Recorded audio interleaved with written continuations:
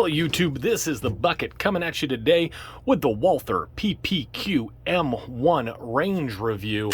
I got a chance to take this awesome firearm to the range today. I went to the NAP weaponry today, did a little indoor shooting, and I was excited about this particular firearm.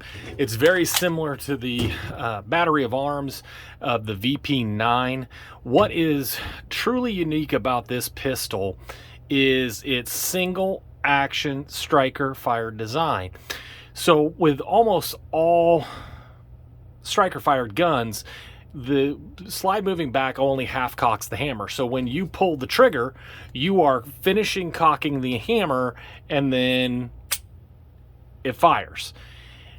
When the slide comes back, it half cocks it again. So then you've got your reset and then you've got to push through again.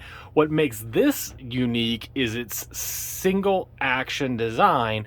So it does not have to cock that hammer every time you pull the trigger, making the trigger pull pretty much universally considered the best striker fire trigger on the market.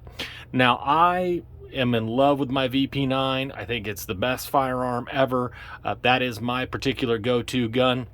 But I did like that this M1 had the paddle style release that I like. When they went to the M2s, they went to the button style release for Merca, and I prefer the paddle style, so that's just for me. Anybody that really gives it a shot, again, I don't do it with my thumb, I do it with my trigger finger, and I just come down on this angle, hit it, and I can hold on to my grip the same way. I was a little concerned because it just feels like this has a higher bore axis, like there's more mass higher up away from your hand, which I did not experience that today at the range. This gun fired flawlessly. No jams, no failure feeds, no failure to extract, no stove piping. It just ran. And it was a pleasure to shoot. When I go to the range to shoot, I will go ahead and I will take a full-size body target that has some of these circles and triangles and everything else around it and do the first 5 shots. I'd never shot it before, held a good 4-inch group, hit some, fairly well, just getting used to it. And again, I'm going back and forth between this firearm and the Rock Island STK. I was happy with those first 5 shots. Then once I get done, I start shooting at the body target. Now, the STK was the gun that got the body. The PPQ got the head.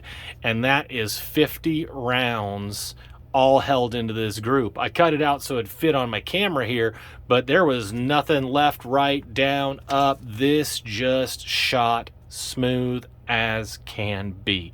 Trigger was amazing. Just impressed with it. I did never double fire or anything like that. It was easy to pick up the reset. It was tactile. It was just a pleasure to shoot. And then when I got to my last 5 of the day, there you go. That is 5 good rounds all right in there. Shoot a little bit low. That's just me and how I do things. I was very, very happy with it. So what would I say to anybody thinking about picking up a PPQ? They don't make the PPQ anymore. They have gone to the PDP, which has an optic cut on the slide. So if you're a person that's thinking about, wanting to run a red dot, obviously this is not going to be for you. If you're the type of person, you're like me, that you don't like red dots, you like shooting with the classic iron sight setup, this is could be a little bit less expensive to pick up, and you might be able to pick it up on the used market.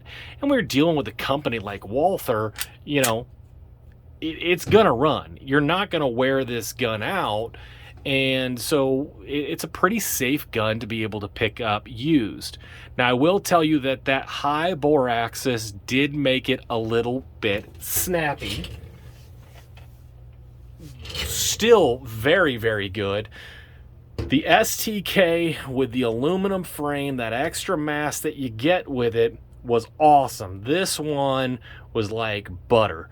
It was so smooth, so easy to shoot. This is like most striker fired polymer frames that you're going to have. There's going to be a little bit more felt recoil. No more I think the VP9 maybe has a little less felt recoil, not enough to write home about. So if you're thinking about this firearm, you're going to be really, really happy with it. Now, I have heard told that Walther does not recommend conceal and carrying this firearm, and I will tell you, that trigger is super, super light. So if you're going to carry this firearm, you better be very, very careful when you holster it every single time to make sure you don't have an accidental discharge. Now, as far as home defense, this would be an amazing firearm. No questions about it. I actually have a holster for this gun. I would not have a problem carrying this firearm. I believe it's a safe firearm. It's just, you got to pick your poison on what you like and what you don't like. If you enjoyed this video, go ahead and hit that like button. Share that with anybody that you might know that might be interested in guns and the gun culture.